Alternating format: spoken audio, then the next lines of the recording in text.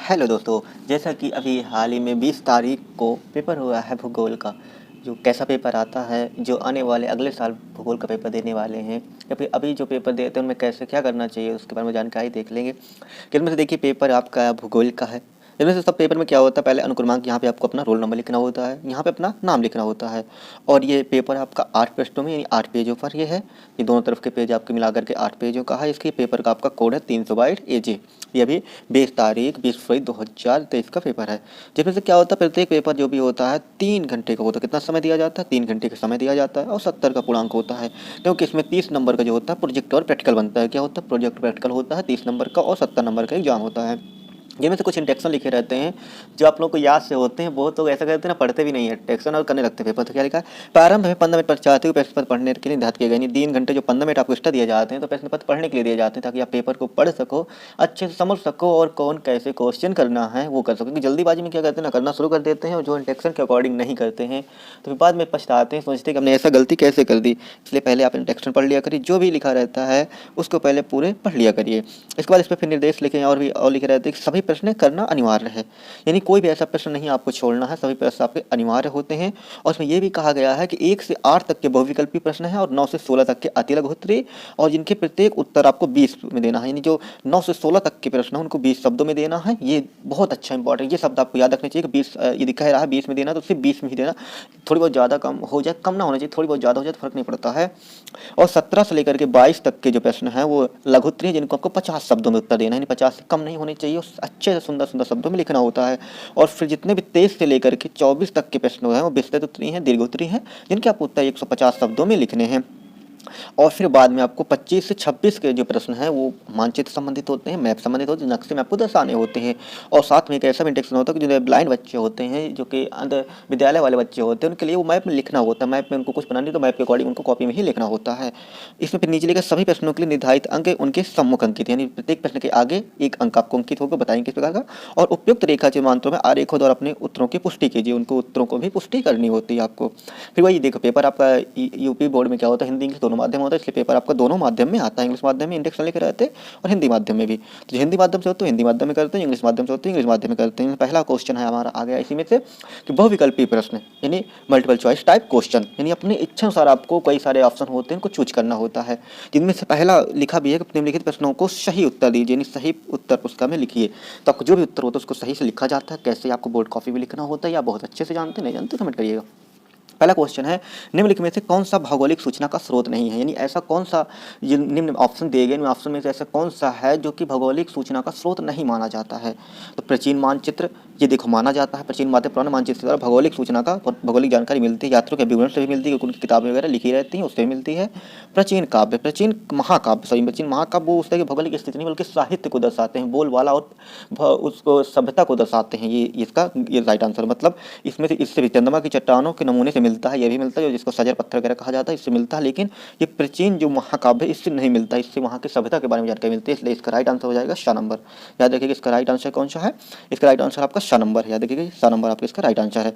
Next है, निम्नलिखित में से किस महाद्वीप में जनसंख्या वृद्धि सर्वाधिक होती है, यानी ऐसा कौन सा है जिसकी जनसंख्या वृद्धि सर्वाधिक है। यानी एशिया, निम्नलिखित में से किस महाद्वीप में जनसंख्या वृद्धि अधिक है। तो एशिया, दक्षिण अमेरिका, उत्तरी अमेरिका या अफ्रीका में। तो याद रखिएगा कि जो सबसे अधिक जनसंख्या वृद्धि सर्वाधिक है वो है अफ्रीका में। कहाँ है? अफ्रीका में, याद रखिएगा। नेक्स्ट है, निम्न में से किस प्रदेश में प्रलिखित प्राचीन नगर बस्ती रही है। निम्नलिखित में से किस प्रदेश में प्रलिखित प्राचीन नगर बस्ती रही हैं। तो होंगहोकी सिटी में, नील्स घाटी में, मेसोपोटामिया में, सिंधु घाटी में। तो जो प्राचीन नगर बस्तियाँ रही हैं वो आपने सिंधु घाटी की सभ्यता के बारे में पढ़ा होगा। इसका राइट आंसर सिंधु घाटी है। नेक्स्ट है आपका, कहीं का देखो आपको ये होंग होकी की घाटी भी मिल जाती है, लेकिन आपका राइट आंसर इसका सिंधु घाटी, याद रखिएगा। अगला क्वेश्चन है, निम्नलिखित में क्रियाकलापों में कौन सी द्वितीय सेक्टर का क्रियाकलाप नहीं है, यानी द्वितीय सेक्टर क्रियाकलाप नहीं। इसमें देखिए नंबर बताया था, आगे बताएंगे। 1 नंबर आपका लिखा रहता है 1 नंबर के लिए, तो ये आपका 1 नंबर का क्वेश्चन है, इसलिए आपके सामने 1 नंबर लिखा है। निम्नलिखित में से क्रियाकलापों में कौन सा द्वितीयक सेक्टर का क्रियाकलाप नहीं है। तो वस्त्र निर्माण आप देखिए द्वितीयक है, क्योंकि क्या करते हैं यहाँ पे पहले सूत काटते हैं फिर वस्त्र बनाते हैं, उससे धागा बनाते हैं। टोकरी बुनने पहले बांस काटते हैं, उससे पत्ते पे डंडी बनाते हैं, फिर टोकरी बनी जाती है। और इस्पात पिघलने पहले लोहा खोदा जाता है, उसको फिर पिघलाया जाता है, उसमें शुद्धता निकाली जाती है, ये सब चीज़ें होती हैं, दोहती हो जाता है। लेकिन मछली पकड़ना क्या हो जाता है, मछली आपसे डायरेक्ट नदी पकड़ लेते हैं। ऐसा नहीं तो मछली पकड़ने के बाद मछली बनाते हैं, ऐसा नहीं बनाते, अलग होता है। इसलिए मछली पकड़ना क्या है, आप द्वितीय सेक्टर के अंतर्गत नहीं आता है। निम्नलिखित में से किस एक राज्य में जनसंख्या का घनत्व सर्वाधिक है? तो ये भारत के अंतर्गत ऐसा कौन सा राज्य है जिसमें जनसंख्या घनत्व सर्वाधिक है? इसका राइट आंसर क्या होगा? पश्चिम बंगाल। क्या है? पश्चिम बंगाल। उत्तर प्रदेश में नहीं, बल्कि पहले सबसे नंबर 1 पर आता है बिहार आता है, याद रखिएगा। नंबर 1 पर बिहार आता है, उसके दूसरे नंबर पर आता है पश्चिम बंगाल। याद रखिए दूसरे नंबर पर पश्चिम बंगाल, लेकिन ऑप्शन में आपके पास बिहार नहीं, इसलिए कौन सा क्लिक करें? पश्चिम बंगाल। नेक्स्ट है, भारत में निम्नलिखित केंद्र शासित प्रदेशों में किस एक की साक्षरता दर उच्चतम है? भारत के ऐसा कौन सा केंद्र शासित प्रदेश है जिसमें साक्षरता दर उच्चतम है? 2011 की जो 11 की जनगणना हुई थी, 11 की जनगणना के अनुसार सबसे ज़्यादा साक्षरता दर लक्षद्वीप की मानी जाती है। किसकी मानी जाती है? लक्षद्वीप की।